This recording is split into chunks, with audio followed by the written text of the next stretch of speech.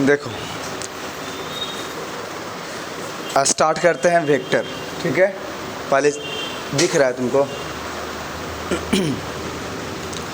देखो physical quantity के दो पार्ट्स होते हैं। फिजिकल क्वांटिटी का दो पार्ट्स होता था।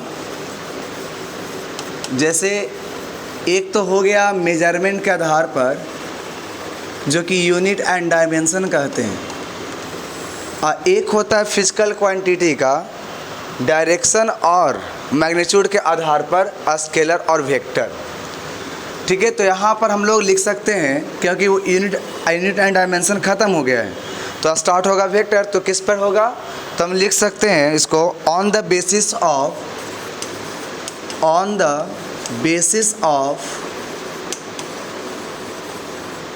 Magnitude and direction. Magnitude and direction, इन दोनों के बेसिस पर हम इसको दो भाग में बांटेंगे। ऐसे होता तीन भाग में, ठीक है, लेकिन सिलेबस में नहीं है, फिर भी उसको चलो तीन भाग में हम इसको लिख देते हैं। किसे कितने भाग में बांटना है? तीन भाग में। पहला पार्ट जो आपका होगा ये होता है स्केलर, दूसरा आपका होता है वेक्टर, और थर्ड होता है टेंसर, ठीक है। यानी कि यहाँ पर कितने तरह का क्वांटिटी दिखेगा? तीन, स्केलर, वेक्टर और टेंसर। स्केलर में होगा क्या? तो कहेंगे इट हैव ओनली, ये रखता क्या है? तो इट हैव ओनली मैग्नीट्यूड, ये क्या रखता है? Only magnitude. वेक्टर क्या रखता है? तो it have both magnitude and direction. Magnitude and direction, and direction. इतना से काम नहीं चलेगा। ये जो है सिर्फ और सिर्फ मैग्नीट्यूड रखा, इसमें कोई डायरेक्शन की ज़रूरत नहीं है। लेकिन इसमें मैग्नीट्यूड भी चाहिए, डायरेक्शन चाहिए, साथ ही साथ और भी चाहिए। एंड और क्या चाहिए? तो also follow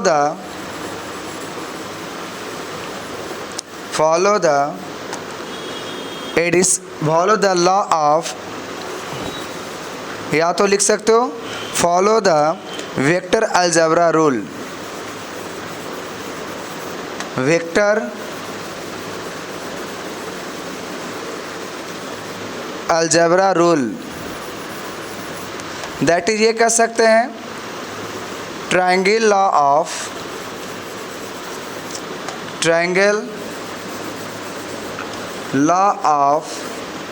vector addition. Vector addition, यानी ये हमें कहना पड़ेगा कि मैग्नीट्यूड भी होगा, डायरेक्शन भी होगा, और साथ ही साथ ये वेक्टर लॉ का फॉलो करेगा। और साथ में हम ये भी कह सकते हैं, या तो वेक्टर लॉ उसको कहते हैं अलजेब्रा रूल, जिसको हम लोग triangle law of vector addition या तो polygon law of vector addition कहते हैं। अब आता है थर्ड में है टेंसर। टेंसर क्या होता है कि इसमें भी मैग्नीट्यूड एंड डायरेक्शन होता है, लेकिन इसको जोड़ घटाव के लिए वेक्टर अलजेब्रा नहीं, ऑर्डिनरी अलजेब्रा रूल चाहिए। तो इसको लिख सकते हैं it have both magnitude and direction. Magnitude and direction,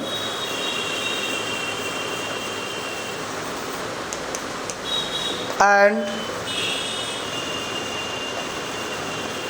it is follow ordinary rule of ordinary को मतलब सिंपल, ऑर्डिनरी रूल ऑफ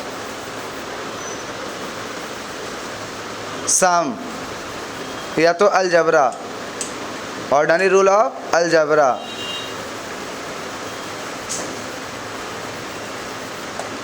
देखो यहाँ पर समझना है, फिर से देखो, फिजिकल क्वांटिटी को वहाँ कितने भाग में बांटे थे? 2 भाग में। कौन कौन था? फंडामेंटल और डेराइव्ड। वो किसके बेसिस पर था? तो on the basis of measurement. लेकिन यहाँ पर जो है इसी फिजिकल क्वांटिटी को अगर हम उसको मैग्नीट्यूड और डायरेक्शन के बेसिस पर अगर ब्रेक करते हैं तो यहाँ पर आता है 3 तरह का वो, ठीक है। इसी का टाइप कितना आता है? 3 टाइप। एकदम हटा दो जो तुम काम कर रहे हो, ठीक है। स्केलर, वेक्टर और टेंसर। स्केलर में सिर्फ और सिर्फ क्या रहेगा? मैग्नीट्यूड। क्या रहेगा? मैग्नीट्यूड। अब वेक्टर जब रहेगा तो मैग्नीट्यूड भी रहेगा, डायरेक्शन भी रहेगा, और साथ ही साथ ये फॉलो करेगा वेक्टर अलजेब्रा रूल। अब वेक्टर अलजेब्रा रूल होता क्या है? तो एग्जांपल में बता रहे हैं, triangle law of vector addition, cross product, dot product, ये सब आपको कहलाएगा वेक्टर अलजेब्रा रूल। लेकिन अगर इसके में चलते हैं तो इन दोनों में क्या है? तो टेंसर देखो दोनों का मिला जुला है। कैसे? इसको जोड़ने और घटाने के लिए सिंपल जैसे हम लोग जोड़ते हैं ना, 2 + 3 5, यही इसी को कहते हैं ऑर्डिनरी अलजेब्रा रूल। तो इसको हम फॉलो करेगा सम ऑर्डिनरी का, तो ये भी फॉलो करेगा ऑर्डिनरी का। लेकिन इसका कौन सा पार्ट इसने रखा? तो पार्ट ये रखा कि इसमें दोनों चाहिए था, मैग्नीट्यूड और डायरेक्शन, तो इसे भी चाहिए मैग्नीट्यूड एंड डायरेक्शन, ठीक है। तो हम कह सकते हैं जो टेंसर है सो इन दोनों को मिला करके वो बनाया गया है, ठीक है। यानी मैग्नीट्यूड भी रहेगा, डायरेक्शन रहेगा, लेकिन अगर वो फॉलो करता है सिंपल अलजेब्रा रूल को तो हम लोग उसको कहते हैं टेंसर।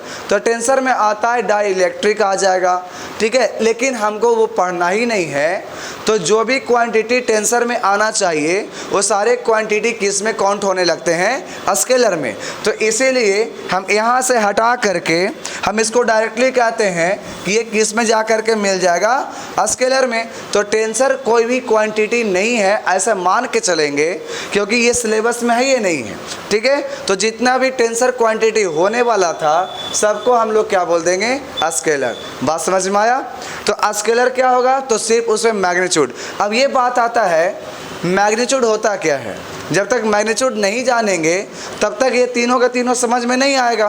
तो पहले मैग्नीट्यूड क्या होता है इसके बारे में देखते हैं, ठीक है। तुम लोग क्लिक कर लो लिखने के लिए, आगे बढ़े, कोई दिक्कत? देखो सबसे पहले देखते हैं मैग्नीट्यूड।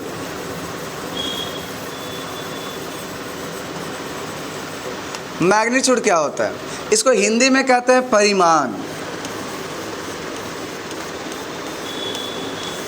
मतलब डायरेक्ट कहो न्यूमेरिकल वैल्यू को हम लोग क्या कहते हैं? मैग्नीट्यूड। तो लिख सकते हैं modulus gives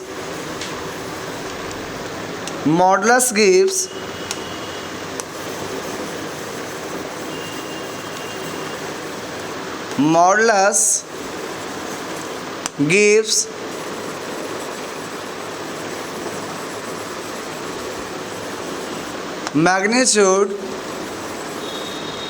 of any quantity। Modulus क्या देगा? मैग्नीट्यूड देगा। अब मैग्नीट्यूड क्या इसको बोलेंगे? या तो बोल सकते हो मैग्नीट्यूड क्या होता है? Numerical value. न्यूमेरिकल वैल्यू जो होता है, न्यूमेरिकल वैल्यू वही क्या होता है? मैग्नीट्यूड। जैसे कहें किसी का 5 kg है कोई चीज़, तो बताओ 5 क्या हो गया? न्यूमेरिकल वैल्यू, और ये क्या होता है? यूनिट। तो ये जो न्यूमेरिकल वैल्यू है यही कहलाएगा मैग्नीट्यूड। क्या कहलाएगा? मैग्नीट्यूड। बात समझ में आ रहा है? तो मैग्नीट्यूड किसको कहेंगे? न्यूमेरिकल वैल्यू को। अब यहाँ से क्वेश्चन आ रहा था कि उसके पहले हमने बताया कि मॉडुलस होता है वो किसी भी क्वांटिटी का मैग्नीट्यूड देता है। अब ये मॉडुलस होता क्या है? तो इसके लिए अगर चलते हैं तो नेक्स्ट पेज में देखते हैं मॉडुलस क्या होता है। मॉडुलस। मॉडुलस क्या होता है? तो किसी भी क्वांटिटी को अगर मॉडुलस लगा देंगे तो वो वैल्यू हमेशा पॉजिटिव देगा। तो लिख सकते हैं it is always gives positive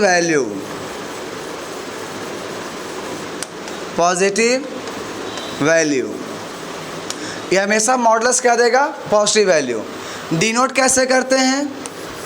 it is denoted by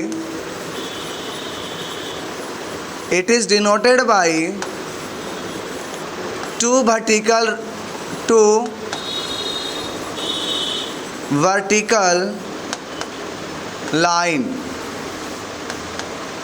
किसे डिनोट करते हैं? 2 vertical line, that is modulus. अगर x रहेगा तो x बोलेंगे, ठीक है। अब मॉडुलस को डिफाइन कैसे करेंगे? तो यहाँ पर लिख सकते हैं डिफाइन करने के लिए मॉडुलस x ऐसे लिखना पड़ता है। अगर मॉडुलस की जगह पर हम डायरेक्टली x लिखना चाहते हैं, x, ये कब लिखेंगे? मॉडुलस कब हट जाएगा? जब हम कहेंगे कि x का वैल्यू क्या है? 0 से बड़ा है। तो 0 से बड़ा बताओ, वो पॉजिटिव होगा कि नेगेटिव होगा? जो भी वैल्यू अगर 0 से बड़ा है वह वैल्यू पॉजिटिव होता है कि नेगेटिव होता है? पॉजिटिव होता है।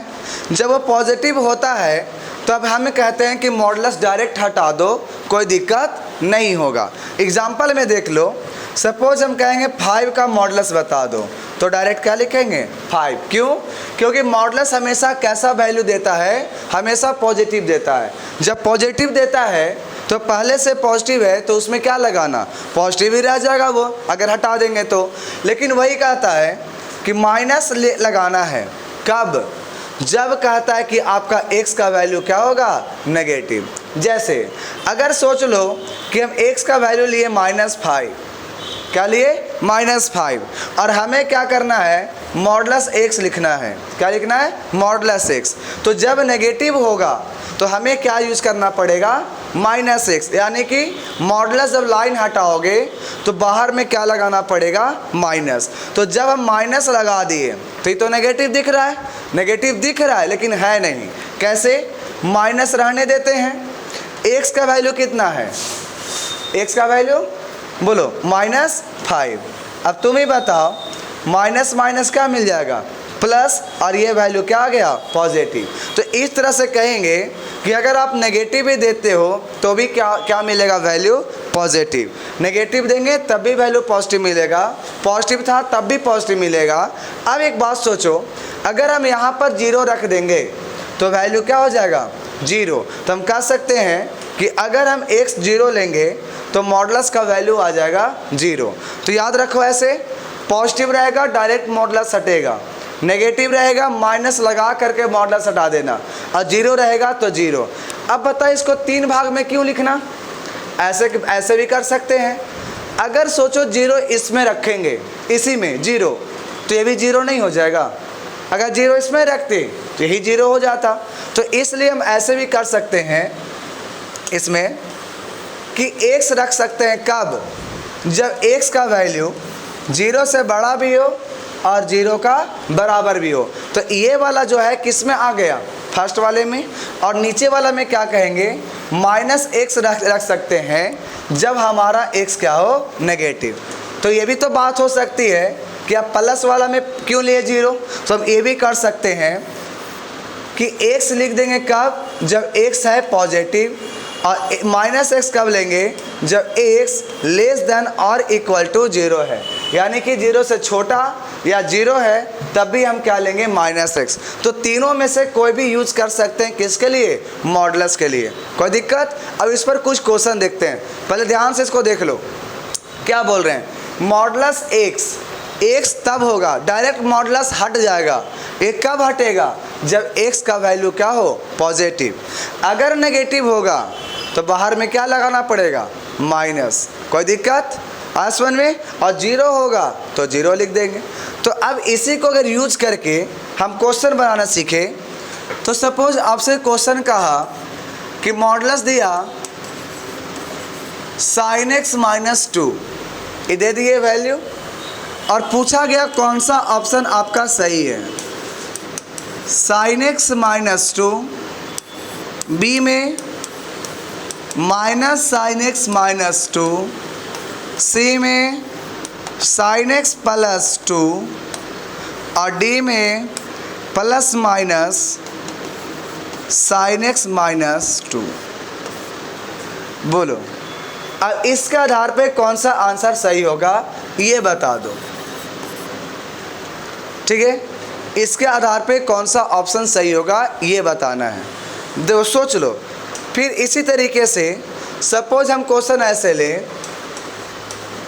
cos x प्लस 2 रखते हैं और इसका मॉडुलस ऑप्शन में बस वही लेंगे कि आपका होगा cos x प्लस 2, बी में माइनस cos x प्लस 2, सी में cos x माइनस 2 और डी में plus minus cos x plus 2। Direct बताना कौन सा आंसर सही होगा। ठीक है, सोच लिया। जैसे ही सोचा तो बताओ, यहाँ पर एक थ्योरी समझोगे। बताओ अंदर का वैल्यू पॉजिटिव है कि नेगेटिव, क्या पता चल रहा है? पता चल रहा है। ध्यान से देखोगे तो देखो कैसे, माइनस वैसे पता नहीं चलेगा। ध्यान दो, इसका वैल्यू मैक्सिमम भी अगर लेते हो, मैक्सिमम, तो बताओ sin x का मैक्सिमम वैल्यू कितना होता है? ग्राफ में बताए थे कितना होता है इसका मैक्सिमम वैल्यू 1। अगर सोच लो कि तुम 1 ले भी लेते हो तो 1 में से 2 जाएगा तो क्या बचेगा? -1। और माइनस बचा तो ये बताओ ये वैल्यू नेगेटिव मिला या पॉजिटिव? बताओ ये वैल्यू क्या है? नेगेटिव है। जब ये अंदर में नेगेटिव है तो मॉडुलस लिखे थे कि मॉडुलस x बराबर x लिख देंगे जब x 0 या 0 से बड़ा है, माइनस x लिखेंगे जब x क्या हो? नेगेटिव हो। तब तुम ही बताओ ये वैल्यू जब हमें पता चला कि अंदर में नेगेटिव है तो हमको जब मॉडुलस हटाएंगे तो बाहर में क्या लगाना पड़ेगा? माइनस। तो बाहर में बताओ माइनस किस में है? इसमें है, और ये वाला वैल्यू आ जाएगा sin x माइनस 2। ठीक है, अगर इसी को तुम यूज करके, ठीक है, अगर तुम इसी को यूज करके इसमें ज़रा सा सोच करके बताओ कि ये वैल्यू पॉजिटिव है नेगेटिव है। ये वाला वैल्यू cos x का सबसे बड़ा वैल्यू लेंगे तो आएगा 1 प्लस 2 3 पॉजिटिव। अगर हम छोटा वैल्यू लेते हैं -1 तो -1 छोटा वैल्यू लेंगे भी तो -1 और +2 क्या मिलेगा? +1। और +1 मिला तो हम कह सकते हैं इट इज़ ऑलवेज पॉजिटिव। और जब पॉजिटिव होगा तो मॉडुलस डायरेक्टली क्या हो जाएगा? रिमूव कर सकते हैं। और जब रिमूव कर देंगे तो हमें क्या बचेगा? cos x plus 2। तो इसका आंसर कितना आ जाएगा? ए आ जाएगा। बात समझ में आया? कोई दिक्कत है? तो ध्यान में यही आना चाहिए कि मॉडुलस में, कि मॉडुलस अगर हमारा डायरेक्ट मॉडुलस हट सकता है कब? जब x पॉजिटिव हो, और -x हो सकता है कब? जब x क्या हो? नेगेटिव हो। बात समझ में आया? जब ये टर्म हमारा नेगेटिव था तो डायरेक्टली बाहर में क्या आ जाएगा? माइनस, और ये वाला x हो गया। अगर पूरा वैल्यू पॉजिटिव है तो हमारा क्या हो जाएगा? डायरेक्टली मॉडुलस हट करके cos x प्लस 2 हम लिख सकते हैं। कोई दिक्कत? बात समझ में आया? यही था उसका मॉडुलस का कॉन्सेप्ट। कोई दिक्कत है यहाँ तक? चलो, तो अब हम लोग थोड़ा सा देख लेते हैं स्केलर क्या होता है। तो अभी तक क्या क्या देखे? तो सबसे पहले फिजिकल क्वांटिटी को हमने बांटा 3 तरीके से, स्केलर, वेक्टर और टेंसर, जिसमें हमें इसमें पढ़ना कौन कौन है? स्केलर और वेक्टर। टेंसर हमें नहीं पढ़ना है। टेंसर क्या होता है? स्केलर का कुछ भाग ले लिया और वेक्टर का कुछ भाग लिया, दोनों को मिला दिए तो हो जाता है टेंसर। तो इसको अगर हमें जोड़ना घटाना है तो सिंपल अलजेब्रा में 2 + 3 = 5 लिख सकते हैं। लेकिन अगर इसको जोड़ना घटाना होता है तो 2 + 3 = 5 हम लोग यहाँ पर नहीं करेंगे। ठीक है, इसके लिए मल्टीप्लिकेशन का रूल अलग होगा, इसके लिए चलेंगे एडिशन का रूल अलग होगा, सब्ट्रैक्शन का अलग होगा। लेकिन इसमें जैसे हम लोग पढ़ते आ रहे थे बचपन से वैसा ही होगा। कोई दिक्कत? बात समझ में आ रहा है? यहाँ तक कोई दिक्कत है? नहीं ना? यहाँ तक पढ़ने के बाद बताए कि वो मैग्नीट्यूड हमेशा देता है क्या, स्केलर क्वांटिटी। तो मैग्नीट्यूड क्या होता है, मॉडुलस। मॉडुलस क्या हम लोगों ने पढ़ लिया कि मॉडुलस हमेशा पॉजिटिव वैल्यू देगा, नेगेटिव रहेगा उसको भी क्या बना देगा, पॉजिटिव। हम लोग इसका नाम सुने थे एब्सोल्यूट वैल्यू, मॉडुलस का नाम क्या सुने थे, एब्सोल्यूट वैल्यू। ये भी तुम्हारा क्या देता है, पॉजिटिव देता है। इस प्रकार से इसका एक क्वेश्चन था। अब आते हैं हम लोग स्केलर क्वांटिटी पर, ठीक है, कोई दिक्कत। ये था अभी तक बेसिक। स्केलर क्वांटिटी देखो क्या होता है। स्केलर क्वांटिटी उतना नहीं पढ़ना है क्योंकि इसमें है ही नहीं कुछ है, तो लिखेंगे it have only magnitude.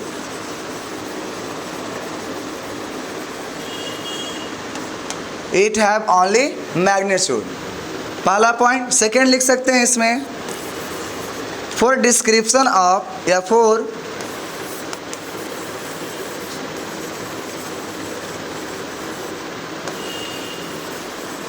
Description of scalar quantity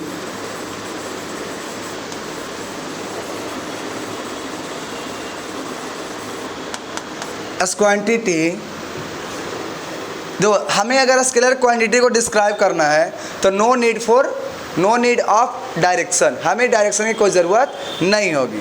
तो for description of scalar quantity no need of direction, हमें डायरेक्शन की कोई ज़रूरत नहीं होगी, ठीक है। थर्ड पॉइंट में इसमें लिख सकते हो कि स्केलर फॉलो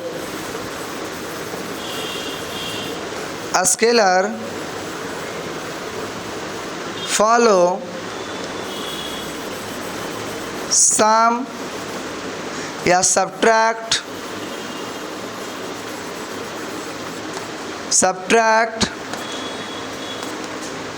मल्टीप्लाई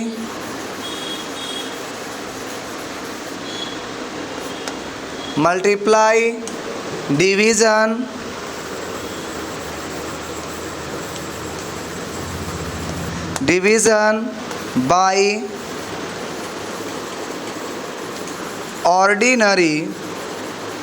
ऑर्डिनरी का मतलब हो गया सिंपल अलजेब्रा रूल। किसको फॉलो करेगा, सिंपल अलजेब्रा रूल। जैसे एग्जांपल 2 मीटर को अगर 5 मीटर के साथ जोड़ा जाए तो कितना मिल जाएगा, 7 मीटर, ठीक है। इस तरह से सोचो कि तुम्हें 3 kg का कोई वस्तु दे दिए और फिर 4 kg का वस्तु लेकर के आए तो टोटल कितना हो गया, 7 kg। यानी कि बताओ इसको जोड़ना हो या घटाना हो कोई प्रॉब्लम होगी क्या। जैसे एग्जांपल में और ले सकते हो कि 14 kg का तुम्हारे पास वस्तु था, इसमें 9 kg तुम निकाल चुके हो तो कितना बच जाएगा, 5 kg। तो अगर इसको माइनस करना है, प्लस करना है, अगर मल्टीप्लाई भी करना होगा तब भी हमको कैसे करेंगे, जैसे अलजेब्रा में हम लोग करते आते हैं, ठीक है। जैसे बचपन से सीखा है तो वही बात हमें इसमें करना पड़ेगा, ठीक है। अगर हम आगे चले इसी में इसके स्केलर में, तो स्केलर के पास कोई डायरेक्शन तो होता नहीं है, तो सिर्फ और सिर्फ ही क्या रखा, मैग्नीट्यूड रखा। तो एग्जाम्पल में अगर और लिखना चाहते हैं तो उनका आंसर ऐसा क्वांटिटी है जो स्केलर में आएगा जिसका कोई डायरेक्शन की ज़रूरत नहीं है। तो सबसे पहले आ जाओ लेंथ। बताओ लेंथ को अगर हम लोग डायरेक्शन नहीं है तो इसको किस में डाल देंगे, स्केलर में। तो ठीक है, तो लेंथ हो गया। लेंथ को ही हम लोग क्या यहाँ पर लिख सकते हैं, डिस्टेंस। तो डिस्टेंस किसके अंतर्गत आ जाएगा, स्केलर। क्या इसके पास डायरेक्शन होता है। अब बताओ मास के पास कोई डायरेक्शन होता है, टाइम के पास, बोलो, टेम्परेचर के पास कि किधर में 40 डिग्री हुआ इसकी कोई गारंटी नहीं है। तो हम कह सकते हैं कि टेम्परेचर भी क्या हो जाएगा, स्केलर। और ये सबसे इम्पॉर्टेंट है, इलेक्ट्रिक करंट, इलेक्ट्रिक करंट। इसे पता है डायरेक्शन भी होता है, मैग्नीट्यूड भी होता है, फिर भी इसको किस में रखते हैं? स्केलर में। Dielectric, dielectric. इसी प्रकार से आ जाएगा प्रेशर, ETC। ये सब तुम्हारा क्या हो जाएगा? Scalar quantity. ठीक है, तो स्केलर में कौन कौन आ जाएगा? बहुत सारा आएगा, जिसमें डायरेक्शन नहीं है वो किस में आ जाएगा? स्केलर। साउंड में बताओ क्या होगा? साउंड, साउंड क्या है? फिजिकल क्वांटिटी है, क्योंकि उसको डेसिबल में मापते हैं, है तो उसको डायरेक्शन कोई होता है क्या साउंड का? हम बोल रहे हैं तो खाली इधर ही जा रहा है साउंड, इधर भी जा रहा है, देखो इसमें रिकॉर्ड भी हो रहा है, तो इसका मतलब है कि साउंड भी किसके अंतर्गत आ जाएगा? स्केलर। किसकी कोई डायरेक्शन की ज़रूरत नहीं होती है। ठीक है, बात समझ में आया? अब उसके बाद चलते हैं वेक्टर क्वांटिटी पर, क्योंकि स्केलर में ज़्यादा कोई एक्स्ट्रा नहीं था। ठीक है, चलो अब आते हैं वेक्टर क्वांटिटी, यही इम्पॉर्टेंट है। वेक्टर क्वांटिटी बताइए कैसा फिजिकल क्वांटिटी होगा? तो वैसा है जिसमें मैग्नीट्यूड भी है, डायरेक्शन भी है। अब बच रहा है ना, मैग्नीट्यूड भी है और डायरेक्शन भी है, तो उसको हम लोग कहते हैं vector quantity.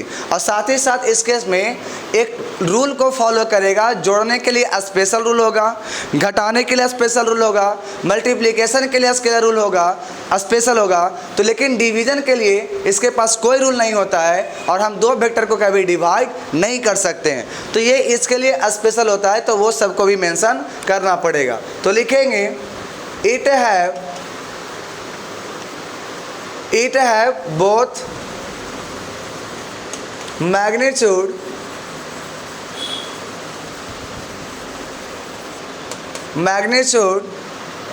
and direction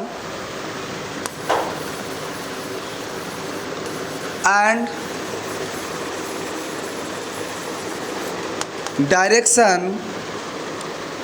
magnitude and direction, and also follow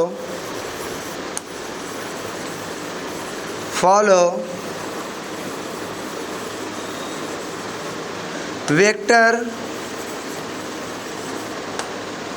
algebra rule.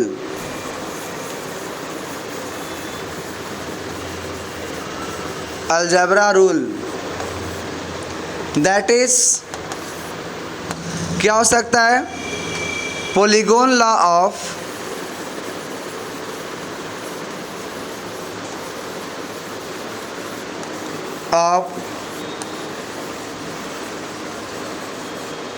Vector addition.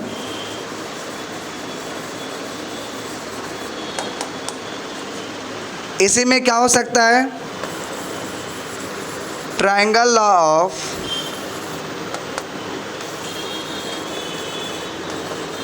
Vector addition.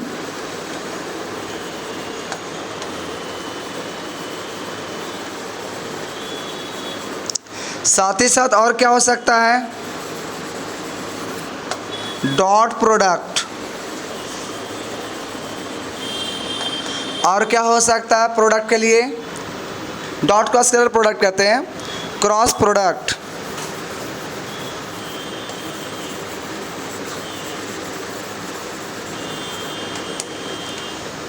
तो इसको तब हम कहेंगे कि वो क्वांटिटी क्या होगा? वेक्टर। यानी वेक्टर में दोनों चीज़ होना चाहिए, मैग्नीट्यूड और डायरेक्शन, साथ ही साथ उसको फॉलो करना चाहिए ये जो रूल बताएं, polygon law of vector addition, triangle law of vector addition, dot product, cross product, इतना अगर फॉलो करता है तब वो कहलाएगा वेक्टर क्वांटिटी। ठीक है, अब ये सब के बारे में बताना शुरू करेंगे, पॉलीगॉन, ट्रायंगल, ये सब हम करेंगे। ठीक है, लेकिन अभी थोड़ा सा टाइम लगेगा, कोई दिक्कत इसमें नहीं। इतना याद रखना है कि अगर मैग्नीट्यूड और डायरेक्शन हो जाए तो उसे हम लोग वेक्टर क्वांटिटी कैटेगरी में नहीं डालेंगे, जब तक कि इसमें से कोई भी रूल को फॉलो नहीं करेगा तो हम नहीं डाल सकते हैं। ठीक है, इसमें देखो कहीं पर भी एडिशन लिखे, सब्ट्रैक्शन लिख देंगे,